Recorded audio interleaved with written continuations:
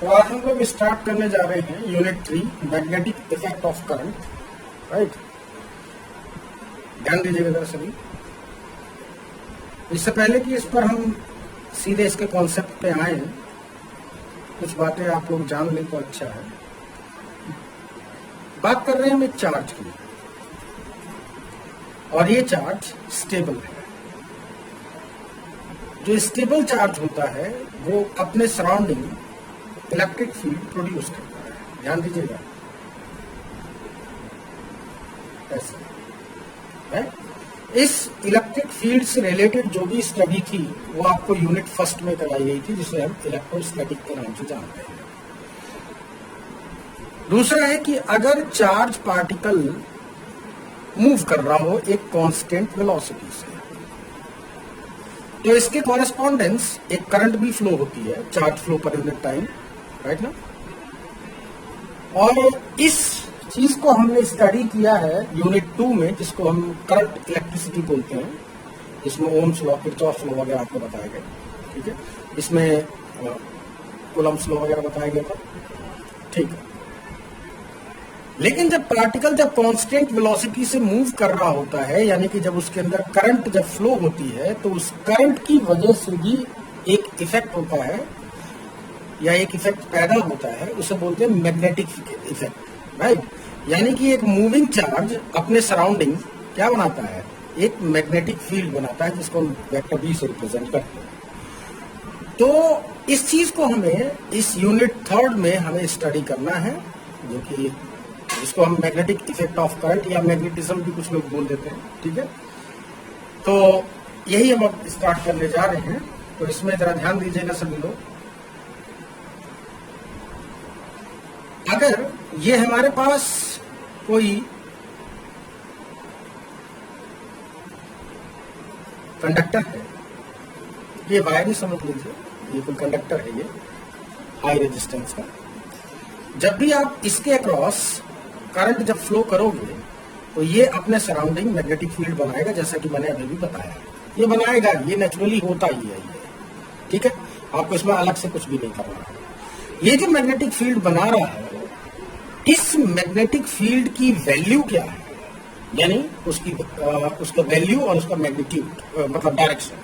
Right, क्योंकि vector quantity है, तो मैग्नेटिक फील्ड में मैग्नीट्यूड भी है और डायरेक्शन भी है। तो मैग्नीट्यूड और डायरेक्शन इस मैग्नेटिक फील्ड की क्या है, ये जो करंट कैरिंग कंडक्टर है जो इसके सराउंडिंग घूम रहा है मैग्नेटिक फील्ड, इसकी वैल्यू निकालने के लिए हम लोग बायो-सेवर्ट लॉ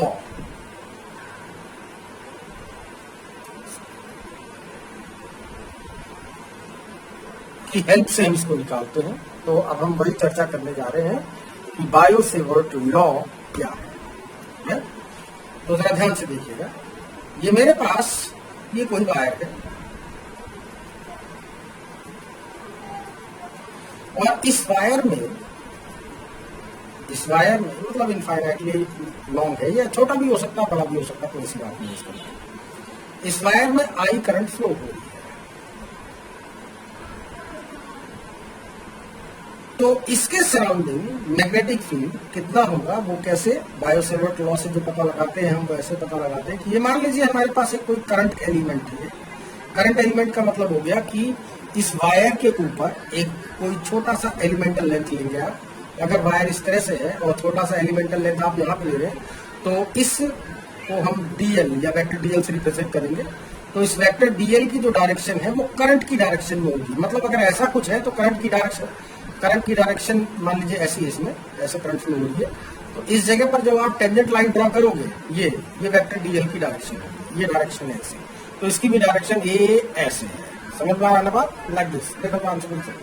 ठीक है, तो अगर मैं इस करंट मतलब अगर इस एलिमेंटल लेंथ को अगर मैं करंट से मल्टीप्लाई कर दूं, तो अब इसका नाम हो जाता है करंट एलिमेंट। क्या नाम हो जाता है? Current element. राइट, इस करंट एलिमेंट से r डिस्टेंस पर ये कोई पॉइंट P है, जिसका पोजीशन वेक्टर r है। उस पॉइंट पर जो मैग्नेटिक फील्ड है सिर्फ इसकी वजह से, सिर्फ इस छोटे से करंट एलिमेंट की वजह से जो यहाँ पर मैग्नेटिक फील्ड है, बायो-सेवर्ट लॉ ने बताया कि वो जो मैग्नेटिक फील्ड होगा वो इस छोटे से करंट एलिमेंट की वजह से करंट भी जो होगा वो भी छोटा सा ही होगा, तो इसलिए मैंने डीबी लिख दिया इसे। तो डीबी इज इक्वल टू होगा mu naught upon 4 pi I D L cross R upon R cube, ये इसकी वैल्यू। अगर आप इस पूरे की वजह से मैग्नेटिक फील्ड अगर इस पॉइंट पर निकालना चाह रहे हो तो इस डीएल की वजह से, इस आईडीएल की वजह से, इस आईडीएल की वजह से, इस आईडीएल की वजह से इस पॉइंट पर मैग्नेटिक फील्ड आप निकालिए और सबको क्या कर लीजिए, सम अप कर लीजिए। या ज्यादा सिंपल तरीका है कि आप इंटीग्रेट कर लीजिए डीबी को पूरा का पूरा यहां से लेकर आता, राइट। तो आपको नेट मैग्नेटिक फील्ड इस पूरे वायर की वजह से इस पॉइंट पर पता चल जाएगा, ठीक है।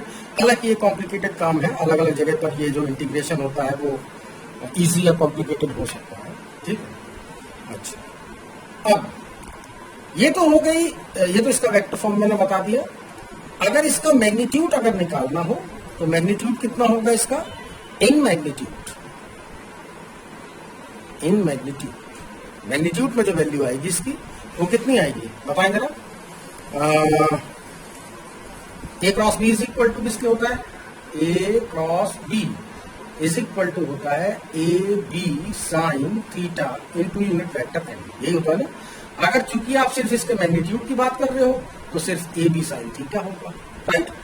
तो जो मैग्नीट्यूड है इसका D B is equal to होगा mu naught upon 4 pi I D L into R into sine of angle between them, यानी कि ये डीएल और ये आर के बीच का एंगल ये थीटा है, मैं थीटा लिख दे रहा हूं उसे, अपॉन नीचे आर क्यूब है, आप ये आर क्यूब लिख लीजिए, एक आर से ये R cube R square time cancel हो जाएगा, तो डीबी इज इक्वल टू आ जाएगा mu naught upon 4 pi I DL sine theta upon R square, ये हो गया इसका मैग्नीट्यूड। अब रही बात डायरेक्शन की, देखो तो इसकी जो डायरेक्शन है वो मैग्नेटिक फील्ड की डायरेक्शन इस पॉइंट पी पर क्या होगी, इसको पता लगाने के दो तरीके आपके पास है। एक तो सिंपल सा ये आपको दिख ही रहा है, जैसा कि मैं पहले भी आपको कई बार बता चुका हूं कि अगर किसी वेक्टर को किसी स्केलर से अगर आप मल्टीप्लाई कर दो और ये स्केलर क्वांटिटी पॉजिटिव हो, ये वाली, ठीक है, तो किसी वेक्टर को किसी स्केलर से मल्टीप्लाई करने के बाद जो रिजल्टेंट आता है वो भी क्या आता है, एक वेक्टर ही आता है। तो इसकी डायरेक्शन वही होगी जो वेक्टर ए की है। तो यहां पर भी जरा ध्यान दीजिएगा, ये डीएल क्रॉस आर ये क्रॉस प्रोडक्ट है, क्रॉस प्रोडक्ट का मतलब एक वेक्टर क्वांटिटी है ये, राइट। तो इस वेक्टर क्वांटिटी को आपने इस स्केलर से मल्टीप्लाई किया है, तो रिजल्ट क्या आएगा, एक वेक्टर ही आएगा, जिसकी डायरेक्शन सेम वही होगी जो डीएल क्रॉस आर की डायरेक्शन है। तो डीएल क्रॉस आर की डायरेक्शन जैसे आप ए क्रॉस बी की डायरेक्शन निकालते हो वैसे आपको निकालना है, ठीक है। जैसे मैं आपको पहले भी बता चुका हूं, तो रुक जाइए मैं अगले पेज पर आपको बताना चाहिए। देखो ये है वेक्टर ए और ये है वेक्टर बी। तो ए क्रॉस बी निकालने के लिए ए और बी के बीच का एंगल ये थीटा है, तो आप यहां पर कोई स्क्रू रखिए और स्क्रू का मतलब जैसे कि किसी डिब्बे का ढक्कन हो है, या जैसे कि आपके पानी की टोटी है, ठीक है, कोई भी ऐसी चीज जिसके अंदर स्क्रू लगा हुआ हो, और उस स्क्रू को यहाँ पे रख के ऐसे आपको घुमाना ए से बी की तरफ, लाइक दिस, ऐसे, ठीक है। तो सोचिए अपने दिमाग से, अगर ए से बी की तरफ अगर आप घुमा रहे हैं तो आपका ढक्कन खुलेगा कि बंद होगा, कैसे खुलेगा या बंद होगा, तो देखिए घूमिए क्या हो रहा है, बंद हो रहा है ना। तो बंद होने का मतलब हो गया कि स्क्रू नीचे की तरफ चल रहा है। इसका मतलब जो ए क्रॉस बी की जो डायरेक्शन है वो वेक्टर ए और वेक्टर बी से ये जो प्लेन बन रहा है, जो पेपर आपको दिखाई दे रहा है, इसके ठीक वर्टिकली डाउनवर्ड होगा, राइट। इसके उल्टे अगर आप बी क्रॉस ए निकाल रहे होते तो बी क्रॉस ए में क्या होता कि बी क्रॉस ए, तो बी क्रॉस ए निकालने के लिए आप बी से ए की तरफ आप ऐसे घुमाते स्क्रू को, ऐसे, राइट। तो क्या हो जाएगा, जब आप ऐसे घुमाओगे तो क्या होगा, ढक्कन खुलेगा बंद होगा, खुलेगा। तो खुलने का मतलब इस तरह से ऊपर की तरफ वो चलेगा। तो जब ऊपर की तरफ चलेगा ढक्कन, तो इसका मतलब डायरेक्शन उसकी वर्टिकली अपवर्ड हो जाएगी इस प्लेन के, राइट। दूसरा तरीका ये है, ये तो हो गया पहला तरीका। दूसरा तरीका ये, ए क्रॉस बी निकालने के लिए आप राइट हैंड थंब रूल भी यूज कर सकते हो, यानी ए से बी की तरफ। मैं सीधे हाथ को फिर से देखिए, मेरा ये सीधा हाथ, इस सीधे हाथ को ए से बी की तरफ आपको इस उंगली को काउंट करना है। तो ए से बी की तरफ जरा ध्यान दें, ये वेक्टर ए है, ये वेक्टर बी है, तो ऐसे जो घूमा तो मेरा अंगूठा कहाँ जा रहा है, वर्टिकली डाउनवर्ड जा रहा है, क्लियर, वर्टिकली डाउनवर्ड। अगर आप बी क्रॉस ए निकालेंगे तो बी से ए की तरफ ऐसे वर्टिकली अपवर्ड हो जाएगा फिर उस केस में, जैसा कि यहाँ दिखा रखा है। दूसरा तरीका समझ में आ गया। तो ऐसे ही यहाँ पर भी है, राइट। ये हो गया डीएल की डायरेक्शन। ध्यान दीजिए जरा, ये रहा टेंजेंट लाइन में ड्रॉ कर दे रहा हूँ ताकि पूरा का पूरा आपको डीएल दिखाई दे जाए। तो ये हो गया डीएल की डायरेक्शन, ये हो गया वेक्टर आर की डायरेक्शन। दोनों के बीच का एंगल थीटा है। आपको जो डीएल क्रॉस आर की डायरेक्शन होगी वही मैग्नेटिक फील्ड की डायरेक्शन होगी। तो डीएल से आर की तरफ आप स्क्रू को घुमाइए या अपने हाथ को घुमाइए, ऐसे देखिए, ऐसे, राइट ना। तो कैसे जा रहा है मेरा अंगूठा, वर्टिकली डाउनवर्ड जा रहा है, यानी कि इस फिगर के अकॉर्डिंग जो यहां पर मैग्नेटिक फील्ड होगा वो वर्टिकली डाउनवर्ड होगा। बात समझ में आ गई। मैग्नीट्यूड निकालना हो, ये रहा इसकी वैल्यू, डायरेक्शन निकालनी, ये रहा। लेकिन अगर इसी रूल को अलग अलग पॉइंट पर अगर आप जनरलाइज करो तो एक नया तरीका भी आपके सामने आता है। और वो तरीका ये है कि अगर किसी वायर में जिस डायरेक्शन में करंट फ्लो हो रही है, ध्यान से देखिएगा, जैसे मैं उसी पेज को दोबारा से आ जाता हूं, यहाँ पर मैंने भी करा था, ध्यान दीजिए, ये है करंट इसके अंदर इस तरह से फ्लो हो रही है, राइट। ये भी दूसरा तरीका बताऊं बायो-सावर्ट में लॉ में। पहला तरीका तो ये हो गया डीएल क्रॉस आर से, ठीक। तो आप इमेजिन करिए कि आपने इसको सीधे हाथ से पकड़ रखा है। आप ऐसे समझो कि मैंने इस वायर को यहां बाहर निकाल दिया। अब ये आपका पेपर यहां पर है, पेपर आपका यहां पर है, ध्यान से देखिए जरा, समझिए, इमेजिन करिए ऐसे, राइट। और करंट इस वायर में इस तरह से फ्लो हो रही है। तो अगर करंट इस तरह से फ्लो हो रही है तो आप अपने अंगूठे को करंट की डायरेक्शन में रखिए और इसको पकड़िए ऐसे, राइट ना। अब ये जो आपकी उंगलियों की जो कर्लिंग है वो मैग्नेटिक फील्ड को रिप्रेजेंट कर रही है। मैं और ज्यादा सिंपल तरीके से बता रहा हूं कि मान लीजिए मैंने ऐसे ही रखा है, ये वायर ऐसे वर्टिकली अपवर्ड, ऊपर की तरफ बड़ा ध्यान दें, वर्टिकली अपवर्ड वायर ऐसे है, राइट। और करंट इस तरह से फ्लो हो रही है। तो अगर मैं इसको अंगूठे को अपने करंट की डायरेक्शन में रखूं और इस उंगली को ऐसे पकड़ूं, इस मतलब इस उंगली से इस वायर को ऐसे पकड़ने का इमेजिन करूं, राइट। तो ध्यान दीजिएगा ना, जो मेरी उंगलियों की जो कर्लिंग है वो इस तरह से है, ध्यान से देखेंगे जरा सब लोग, राइट।